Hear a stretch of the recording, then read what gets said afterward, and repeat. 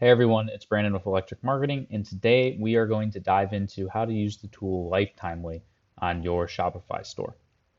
At a high level, Lifetimely allows you to look at your lifetime value of a customer.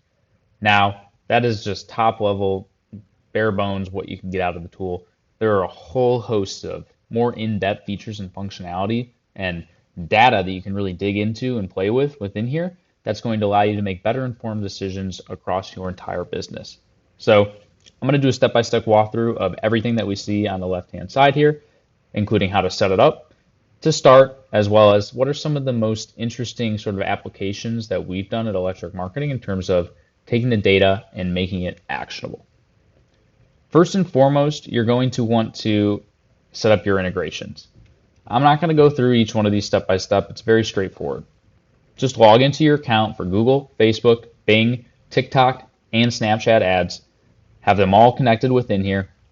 Then go ahead and add in your Google Analytics, connect your recharge account, and if you do use ShipStation, go ahead and connect that as well. The reason why we're connecting all of these is so that we can pull in the advertising costs that we're spending to try and get a blended CAC across our entire store. And then Google Analytics and Recharge for additional data and insights. Second is costs and expenses. So what we can go ahead and do is pull in the product costs for every single item that we're selling on the website. This is going to allow us to get to that actual gross profit that we're seeing on the site. We'll also add in transaction costs. So if you're using Shopify payments, just use the default gateway. It'll add in that 2.15% plus 3 cents expense, though this will vary depending on what Shopify plan you're on. And then go ahead and add in any handling costs. So like if your 3PL charges you 5 cents per order or 3 cents per item picked, this is where you go ahead and add those handling costs. And then you can also add in your shipping costs. So you can use Shopify shipping for the cost. You can use the rate that you're charging the end customer as the cost that you want to use in your own internal profit calculations. Or third, you can add in countries specifically here. So let's say United States, we're going to enter a shipping cost of $15. So you could get an average from your 3PL to plug into here and utilize this instead. And then any custom costs. So if there's any cost outside of this platform that you want to get added in, this is where you could add in those custom costs. Now, in terms of pre-filters, this is where you're going to exclude certain orders from reports. So if you want to exclude like pending or authorized orders, you can do that as well. If you want to exclude any zero value orders or any cancel orders, that's where you'd select this. And then if you also want to just exclude across the board, any order tags. Now, typically we're not using these because we'll break down the sales within the tool itself, and we don't want to exclude any data that from what we're going to be seeing within the profit and loss dashboard here. Last is settings. So settings is your standard. If you have multiple shops, this is where you connect them in. Your calculation logic, so you can reset product cost to 0 for all refunded orders. And you can also assign refunds to the original order date instead of the processing date. Your email reports, so typically we will set this up so we get a daily report at 7 a.m. for each of the stores that we're working on, just to get a high-level overview of how things are performing. Data sync status, typically never going to look at this unless you have some sort of an issue, but this just allows you to see when it was last completed. Privacy and personal data, the ability to change your plans, and then just head it back to your Shopify store. So that's everything down here.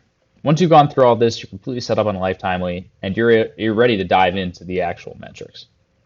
First, we're going to go to profit and loss here, and the income statement. So let's use January as the time frame that we want to look at.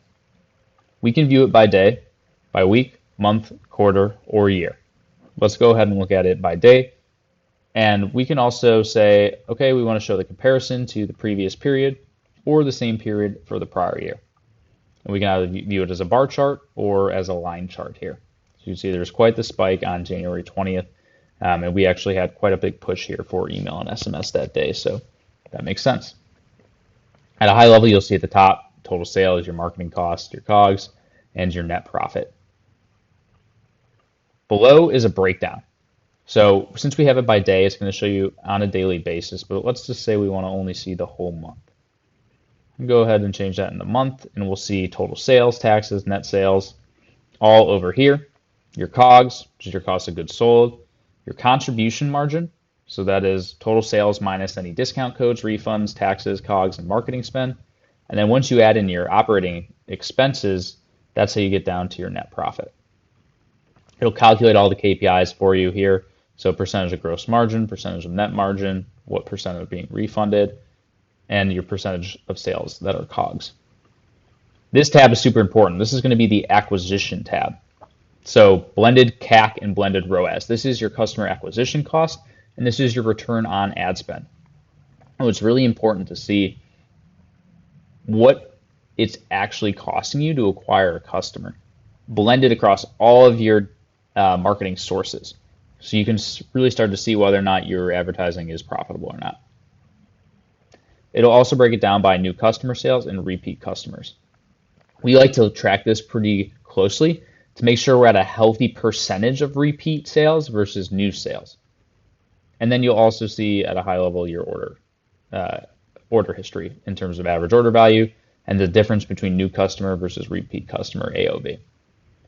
So if we wanted to do last 6 months by month, we can also have it tabulate down here and do a CSV.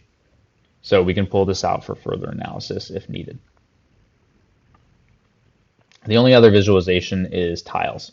So this will allow you to look at everything that we just saw, but in tiles as opposed to the spreadsheet.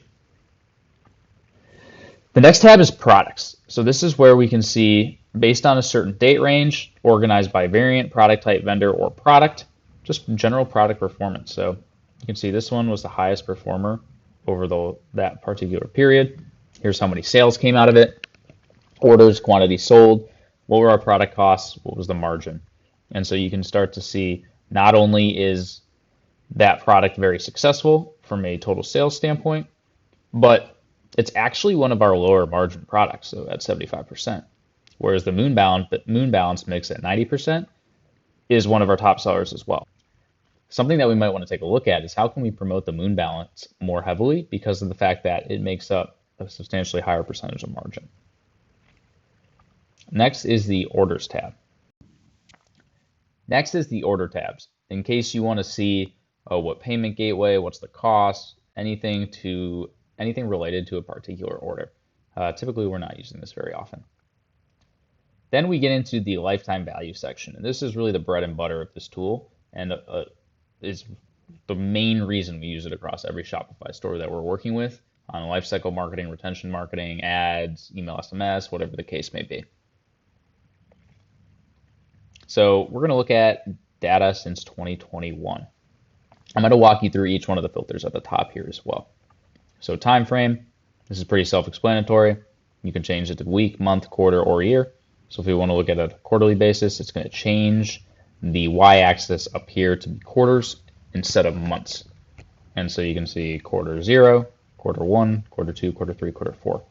This puts the metric in the time frame that is requested.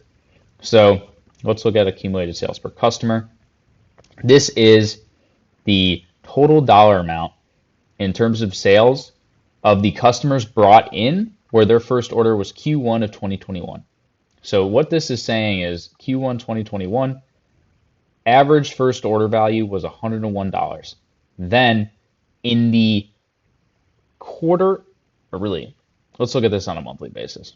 So what this is saying is that if your first order was January 2021, on average it was $106.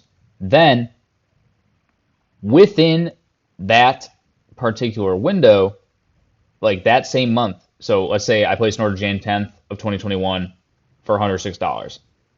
On average, that cohort accumulated $117 in sales in the same month of their first purchase. Then this is saying, okay, by month 1, accumulated sales of that cohort was $134. And so you can go all the way down here to see that by month 13, this customer cohort, everyone who purchased in January of 2021, new customers, they on average are worth $206 after 13 months, or about 195% of the first purchase value. This is super important to be able to say, okay, this is the lifetime value of my customer. Now I can go out and acquire one for $60 or $70. And I want to see that my lifetime value to CAC ratio is 3 to 1. So where do I have to be from a customer acquisition cost standpoint where it works with this number? Or if it doesn't, how do I get my lifetime value higher? What are some of the things I can do to make this 250 instead of 206? Those are all things that come out of this.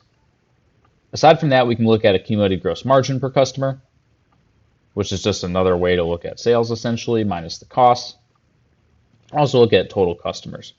So in month 1, this cohort had 20.6% of their customers repurchasing a month later.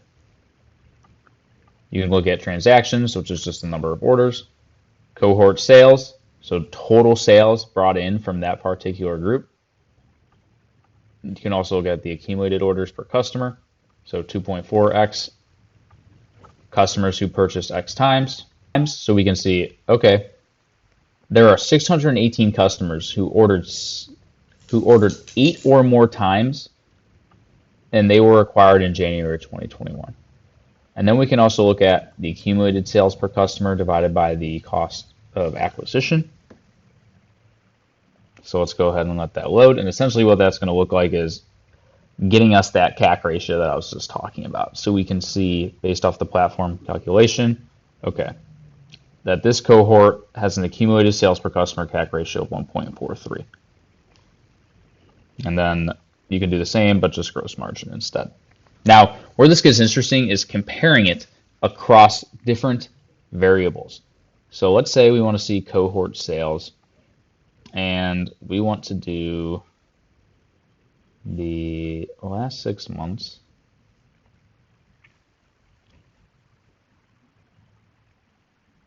We'll compare it. We're going to select a variable. So these are all the different variables that we can select. Save cohorts, first order product type, first order SKU, customer tag, first order tag, first order discount code, country, marketing channel, and source or medium.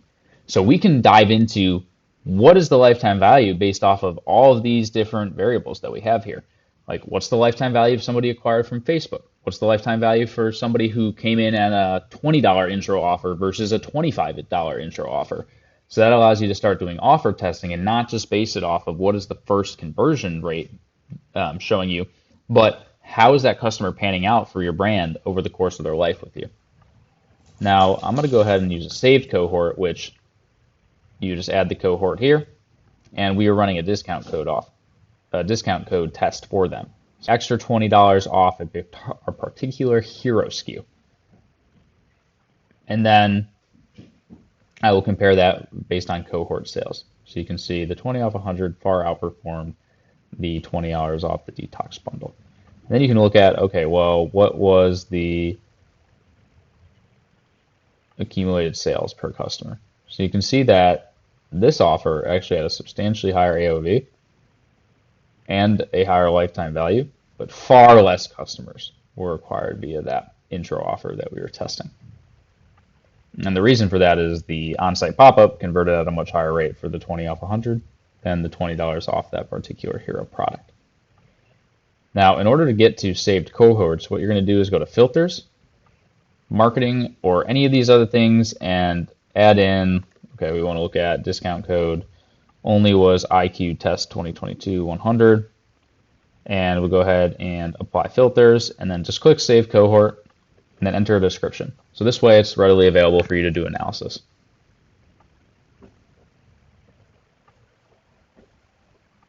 Now let's go ahead and get rid of that filter.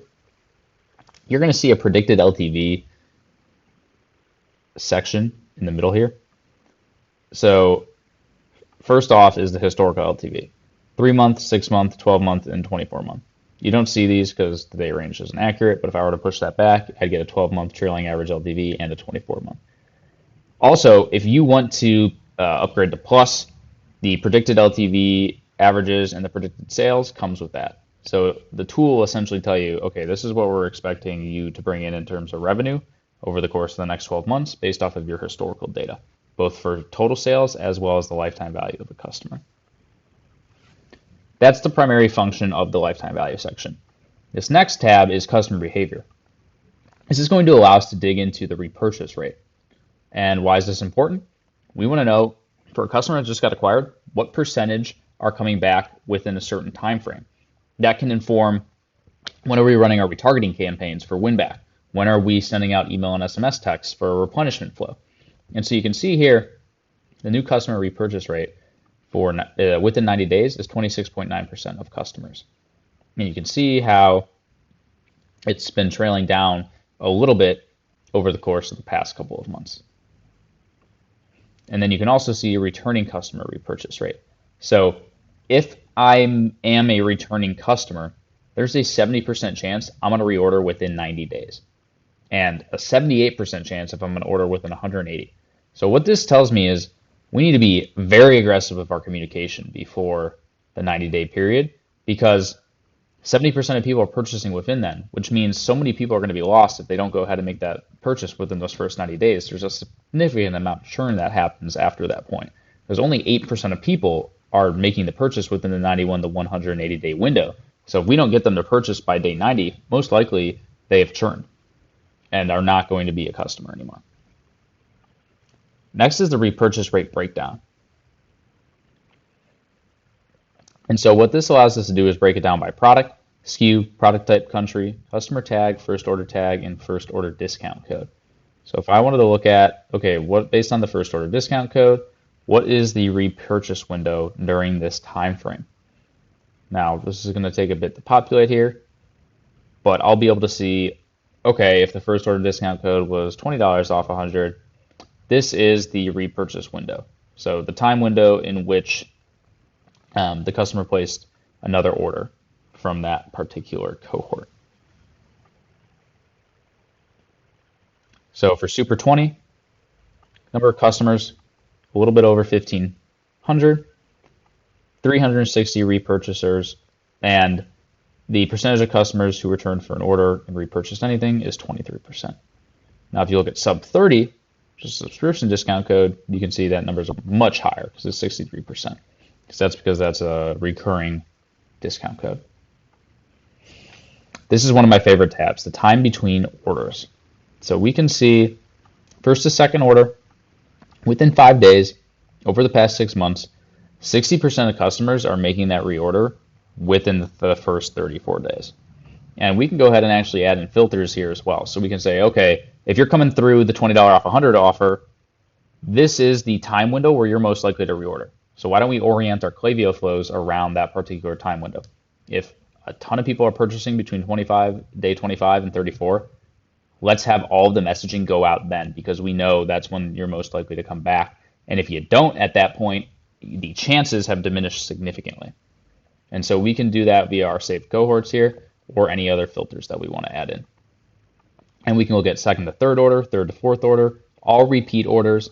And we can even look at it in a 30-day window, a 10-day window, or a 5-day window.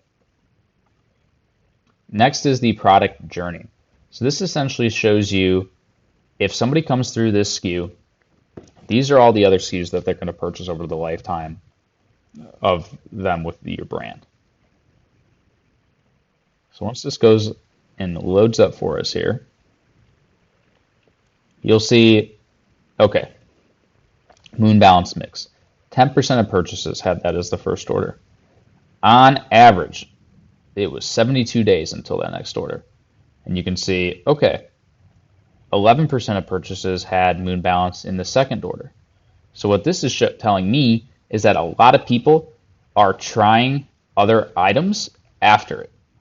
And so if I come down here, you see, okay, moon balance to super green mix. 11% of purchases as the second order. And this just shows you essentially how people go through the discovery process of your products. So the detox bundle, 11% as the first order. And then you go here, and you can see 4,036 people purchased the super green mix after the detox bundle. You can also do it by product variant, product type, and SKU. And last but not least is subscription churn. So this aspect requires the recharge integration to be set up.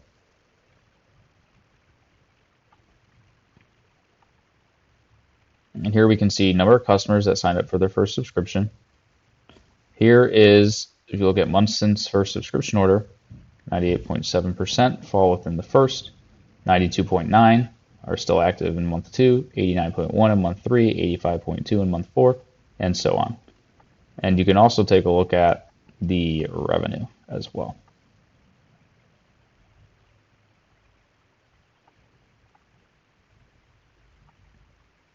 So that is everything within the customer behavior tab. Now we can also look at benchmarks, which is a recently released feature from Lifetimely. So we can see basically how we're comparing against stores that fall within this. So selling your own products, vitamins and supplements, selling consumable products, and our customers are B2C. So on average, our store metrics are above average, in the 50 to 75th percentile. Our total sales fall in the top 25%. Our contribution margin falls in the lower 50%, and our gross margin is in the top 25%. Now, the reason why the contribution margin is so low is because the marketing spend has been rising significantly in the past few months with the iOS 14 updates. And you can also see average order value, repeat customer average order value, where that falls. Retention falls in the top 50%. New customer repurchase rate falls in the top 50%. Repeat customer repurchase rate falls in the top 25%. And we can also look at our acquisition numbers as well too to get a sense of where we stand within the industry. That is Lifetimely in a nutshell. Super valuable tool to dig into your lifetime value of a customer, retention metrics, and basically allowing you to sort of slice and dice your data on certain filters so you can run really sophisticated A/B tests for new customer acquisition and retention and back it out to whether or not this is performing. Thanks again for watching, and let me know if you have any questions. Wanted to add in an update to this video. One new feature that Lifetimely just came out with is what's called LTV Drivers. So essentially what the tool is doing is bringing in either products or tags or certain actions or attributes about customers and their purchasing behavior to inform brands about what are the drivers of positive lifetime value and what are those that are negative lifetime value drivers.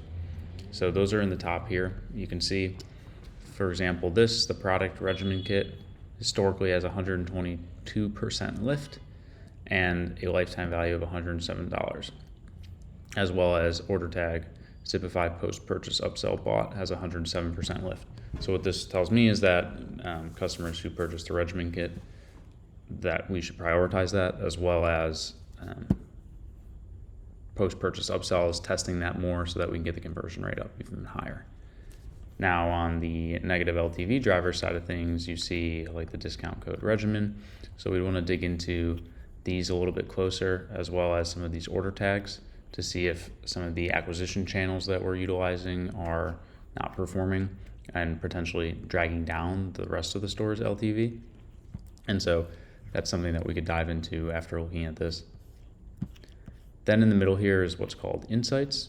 So you can see here customers who first ordered with an order tag subscription are 18 times more likely to return than the average customer.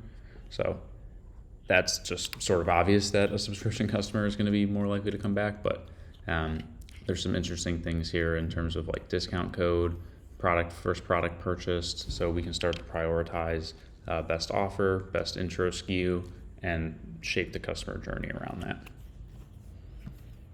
And then last is a breakdown. So you can do breakdown by product, SKU, product type, country, customer tag, first order tag, or first order discount code. And then it'll show you how many customers came through, what the historical LTV is, and what the number of orders is. And you can change this time frame as well too. So if we wanted to look at everybody from, let's say, August to get a little bit more historical data in there.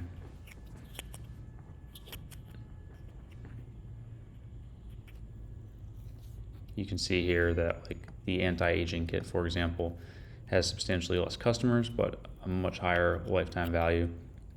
And what this tells me here with the number of orders is that the repeat purchase rate just needs to be increased substantially. And that is the new feature of LTV drivers on Lifetimely.